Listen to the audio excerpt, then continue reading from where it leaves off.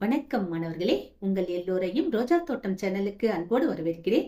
மாணவர்களே, இன்று நாம் நில வரைபட திறன்கள் பாடத்தில் தரப்பட்டிருக்கும் பயிற்சி வினாக்களுக்கான விடைகளை படிக்கலாமா?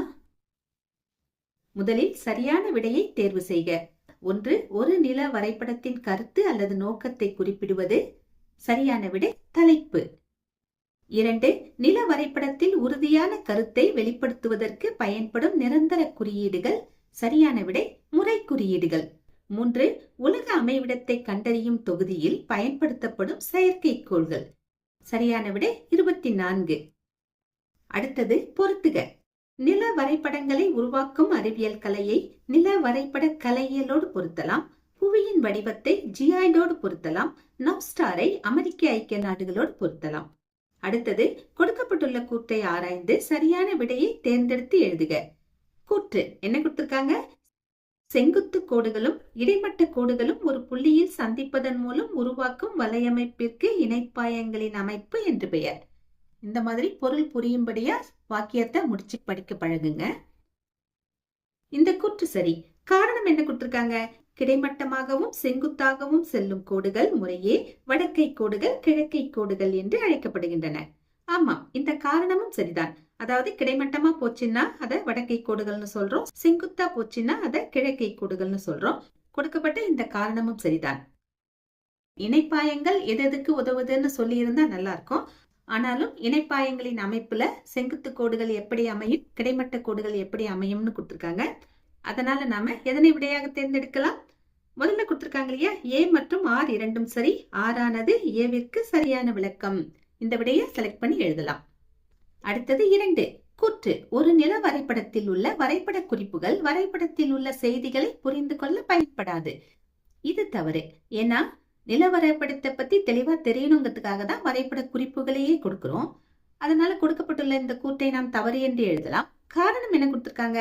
இது பொதுவாக நில வரைபடத்தின் அடிப்பகுதியில் இடது அல்லது வலது புற ஓரத்தில் காணப்படும். இந்த காரணம் சரி. இப்போது நாம் எதனை நாம் சரியான விடையாக தேர்ந்தெடுக்கலாம்? ஃபர்ஸ்ட் ஆப்ஷன் இருக்கு இல்லையா, ஏ தவறு, ஆர் சரி. இதை செலக்ட் பண்ணி எழுதலாம். அடுத்தது சுருக்கமான விடையிலி. 1. நில வரைபடம் என்றால் என்ன? 236வது பக்கத்துக்கு வாங்க. இங்க நில வரைபடம் மற்றும் நில வரைபடவியல்னு ஒரு தலைப்பு இருக்கு இல்லையா, அங்க 4வது வரியிலிருந்து இதற்கான விடையை நாம் ஆரம்பிக்க வேண்டும். ஒரு நில வரைபடம் என்பது காகிதம், துணி அல்லது ஏதேனும் தட்டையான பரப்பில் புவியின் மேற்பரப்பின் முப்பரிமாண வடிவத்தை சிறிய வடிவில் காட்டுவதாகும். இதை எடுத்து எழுதுங்க. அடுத்தது 2வது கேள்வி. நில வரைபடத்தின் கூறுகள் யாவை? 237வது பக்கத்துக்கு வாங்க. அங்க மேல நில வரைபடத்தின் கூறுகள்னு ஒரு தலைப்பு இருக்கு இல்லையா, அங்கதான் இதற்கான விடை இருக்கு. எப்படி வரிசைப்படுத்தலாம்னா, தலைப்பு, அளவை, திசை, வலைப்பின்னல் அமைப்பு, கோட்டு சட்டம், நில வரைபட குறிப்பு மற்றும் முறை குறியீடுகள். இது வரைக்கும் எழுதிட்டு கேள்விக்கு ஏற்ற மாதிரி விடையை முடிக்க வேண்டும். எப்படி முடிக்கலாம்னா, போன்றன நில வரைபடத்தின் கூறுகள் ஆகும். இப்படி முடிங்க. இன்னொரு தடவை சொல்றேன். தலைப்பு, அளவை, திசை, வலைப்பின்னல் அமைப்பு, கோட்டு சட்டம், நில வரைபட குறிப்பு மற்றும் முறை குறியீடுகள் போன்றன நில வரைபடத்தின் கூறுகள் ஆகும். இந்த மாதிரி கேள்விக்கு ஏத்த மாதிரி விடையை முடிச்சிருங்க. அடுத்தது 3வது கேள்வி. ஏ மற்றும் பி ஆகிய இரு நகரத்துக்கு இடையேயான தூரம் 5 கிலோமீட்டர் ஆகும். இது நில வரைபடத்தில் 5 சென்டிமீட்டர் இடையாக குறிக்கப்பட்டுள்ளது. இந்த தூரத்தை கணக்கிட்டு பிரதிபின்ன முறையில் விடை தருக. குட்டி கணக்கு தான், போட்டு பார்த்துடலாம்.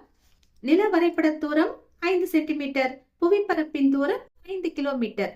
இப்போ பிரதிபின்ன முறைக்கான சூத்திரத்தை எழுதணும், ஃபார்முலாவை எழுதணும். பிரதிபின்ன முறை ஈக்குவல் டு நில வரைபட தூரம் பை புவிப்பரப்பின் தூரம்.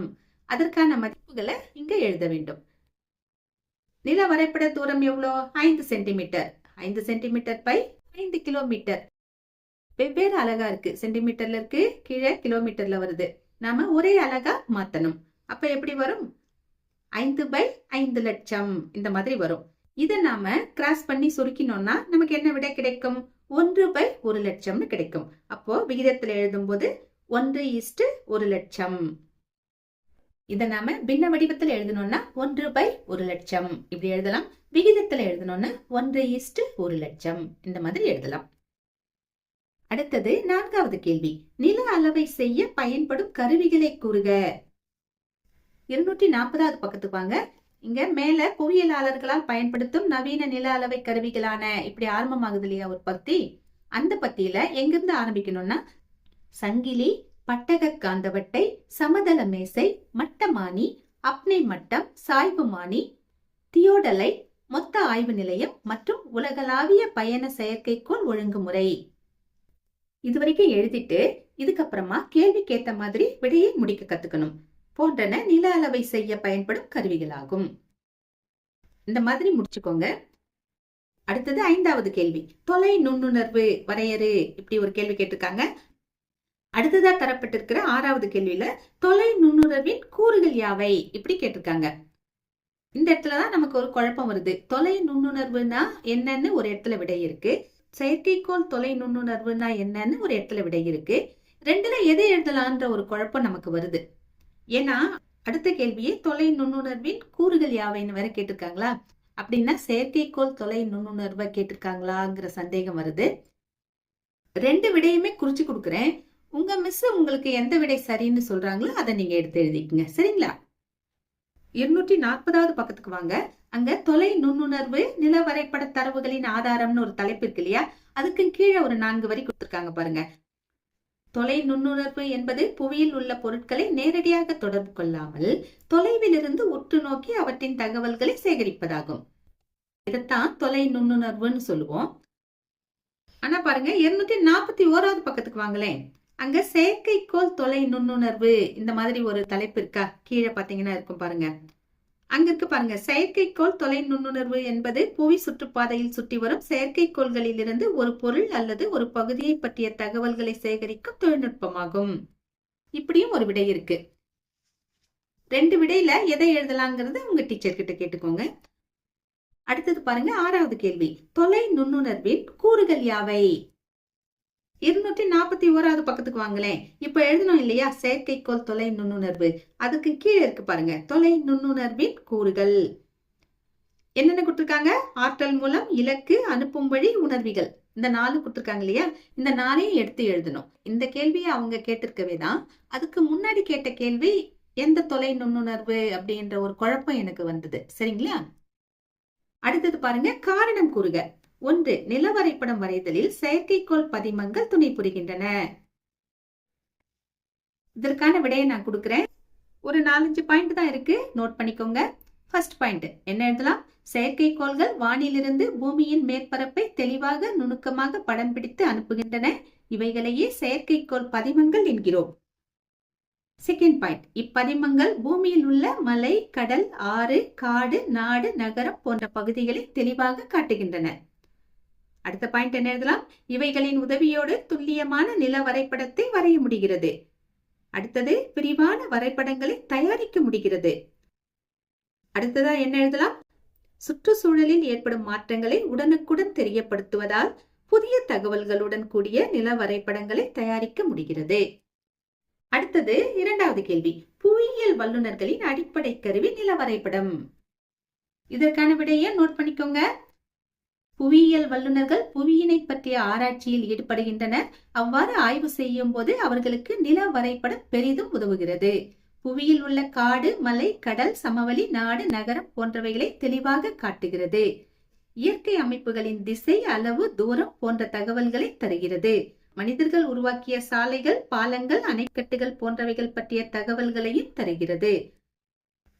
புவியை பற்றி ஆய்வு செய்யும் புவியியல் வல்லுநர்களுக்கு இந்த தகவல்கள் பெரிதும் உதவியாக உள்ளன. எனவேதான் நில வரைபடங்களை புவியியல் வல்லுநர்களின் அடிப்படை கருவி என்கிறோம். அடுத்தது 3வது கேள்வி. நில வரைபடத்தில் ஒரு குறிப்பிட்ட இடங்களை சுட்டிக்காட்ட புவி வலைப்பின்னல் அமைப்பு பயன்படுகிறது. இதற்கான விடையை கொடுக்கிறேன், நோட் பண்ணிக்கோங்க. புவி வலைப்பின்னல் அமைப்பு என்பது புவியின் மேல் கற்பனையாக வரையப்பட்டிருக்கும் அச்சக்கோடுகள் மற்றும் தீர்க்க கோடுகள் ஆகும். இந்த கோடுகள் ஆங்காங்கே சந்தித்துக் கொள்கின்றன. சந்திக்கும் இடங்களுக்கு துல்லியமான எண் மதிப்பை கொடுக்கின்றன. செங்குத்து எண் மதிப்பும் கிடைமட்ட எண் மதிப்பும் கூடவே திசைகளும் தரப்பட்டுள்ளதால் நில வரைபடத்தில் ஒரு குறிப்பிட்ட இடங்களை சுட்டிக்காட்ட புவி வலைப்பின்னல் அமைப்பு பெரிதும் பயன்படுகிறது. அடுத்தது வேறுபடுத்துக கேட்டிருக்காங்க. முதல்ல என்ன கேட்டிருக்காங்கன்னா புவி மாதிரி மற்றும் நில வரைபடம், குளோபுக்கும் மேப்புக்கும் உள்ள வேறுபாட்டை நாம எழுதணும். ஒரு பக்கத்துல புவி மாதிரின்னு எழுதிக்கோங்க, இன்னொரு பக்கத்துல நில வரைபடம்னு எழுதிக்கோங்க. புவி மாதிரிக்கு நேரா இந்த பாயிண்ட் எழுதுங்க. ஃபர்ஸ்ட் பாயிண்ட், புவியின் வடிவம் மற்றும் அமைப்பை முப்பரிமாணத்தில் காட்டுகிறது. இந்த பக்கம் வாங்க, புவியின் மேற்பரப்பை இரு பரிமாணத்தில் காட்டுகிறது. செகண்ட் பாயிண்ட், உருண்டையாக காணப்படுகிறது. இந்த பக்கம் வாங்க, தட்டையாக காணப்படுகிறது. தேர்ட் பாயிண்ட், பூமியின் வடிவம், சாய்வு போன்றவைகளை எளிதாக புரிந்து கொள்ளலாம். இந்த பக்கம் வாங்க, ஒரு குறிப்பிட்ட இடத்தை பற்றிய தகவல்களை புரிந்து கொள்ளலாம். ஃபோர்த் பாயிண்ட், குறைவான விவரங்கள் இடம்பெற்றிருக்கும். இந்த பக்கம் வாங்க, அதிகமான விவரங்கள் இடம்பெற்றிருக்கும். அடுத்தது ஃபிஃப்த் பாயிண்ட், வெவ்வேறு இடங்களுக்கு எடுத்து செல்வது சிரமம். இந்த பக்கம் வாங்க, இதனை எளிதாக மடித்தோ சுருட்டியோ எடுத்து செல்லலாம். அடுத்த வேறுபட்டுக்கு என்ன கேட்டிருக்காங்க? வான்வழி புகைப்படங்கள் மற்றும் செயற்கைக்கோள் பதிமங்கள். 242வது பக்கத்துக்கு வாங்க, அங்க மேல கொடுத்திருக்காங்க பாருங்க, படத்தோட இருக்கு பாருங்க, செயற்கைக்கோள் தொலை நுண்ணுணர்வு வான்வழி புகைப்படம், இப்படி அட்டவணை போட்டு கொடுத்திருக்காங்களா? இந்த வேறுபாட்டை அப்படியே எடுத்து எழுத வேண்டியதுதான். அடுத்தது மூன்றாவது வேறுபடுத்துக, புவியியல் தகவல் அமைப்பு மற்றும் உலக அமைவிட கண்டறியும் தொகுதி. இது ரெண்டையும் வேறுபடுத்த சொல்லிருக்காங்க. இதற்கான விடையை கொடுக்கிறேன், நோட் பண்ணிக்கோங்க. ஒரு பக்கத்துல புவியியல் தகவல் அமைப்புன்னு எழுதிக்கோங்க, அதாவது GIS. இன்னொரு பக்கத்துல உலக அமைவிட கண்டறியும் தொகுதின்னு எழுதிக்கோங்க, அதாவது GPS. ஃபர்ஸ்ட் பாயிண்ட் என்ன எழுதலாம்? புவி தகவல் அமைப்பு என்பது கணினி வன்பொருள், மென்பொருள், புவி தகவல்கள், பணியாளர் தொகுதி இணைந்த அமைப்பாகும். இந்த பக்கம் வாங்க, உலக அமைவிட கண்டறியும் தொகுதி என்பது உலகின் முதல் மற்றும் தற்போது அதிகம் பயன்படுத்தப்படும் GNSS ஆகும். செகண்ட் பாயிண்ட், அறிமுகமில்லாத இடத்தை அறிந்து கொள்ள அறிமுகமான முகவரியிலிருந்து இணைப்பை பெற்று தகவல்களை ஒருங்கிணைக்கலாம். இந்த பக்கம் வாங்க, செயற்கைக்கோள்கள் மூலம் நேரடியாக தகவல்களை பெறலாம். தேர்ட் பாயிண்ட், நகர வளர்ச்சி, நில திட்டமிடல், வேளாண் ஆய்வு போன்றவைகளின் தரவுகளை தனித்தனி அடுக்குகளாக சேகரித்து வைக்கிறது. இந்த பக்கம் வாங்க, பயண தூரம், திசை, வழி போன்றவைகளை துல்லியமாக தருகிறது. அடுத்தது விரிவான விடையளிக்கவும். முதல் கேள்வி, நில வரைபடங்களில் அளவை என்பதன் பொருள் என்ன? அதன் வகைகளை விளக்குக. அளவைனா என்ன பொருள்னு எழுதணும், அதுக்கப்புறம் அதனுடைய வகைகளை எழுதணும். 237வது பக்கத்துக்கு வாங்க, இங்க அளவைன்னு ஒரு தலைப்பு இருக்கா? அந்த தலைப்பின் கீழ் இருக்கிற பத்தியில 3வது வரியிலிருந்து இதற்கான விடையை நாம ஆரம்பிக்கணும். அளவை என்பது நில வரைபடத்தில் இரு புள்ளிகளுக்கும் புவிப்பரப்பில் அதே இரு புள்ளிகளுக்கும் இடையே உள்ள தூர விகிதமாகும். அளவைகள் 3 முறைகளில் நில வரைபடத்தில் காட்டப்படுகின்றன. அவையாவன சொல்லல் அளவை முறை, பிரதிபின்ன முறை, கோட்டளவை முறை. இப்படி அவங்களே கொடுத்தாங்க பாருங்க. முதல்ல அளவைனா என்னன்னு கொடுத்துட்டாங்க, அதனுடைய வகைகளை கொடுத்தாங்க. அதுக்கு கீழே 3 அளவைகளை பற்றியும் விரிவா கொடுத்திருக்காங்க பாருங்க. அந்த 3ஐயும் நாம எழுதணும். முதல்ல என்ன தரப்பட்டிருக்கு? சொல்லல் அளவை முறை, அதை அப்படியே எடுத்து எழுதணும்.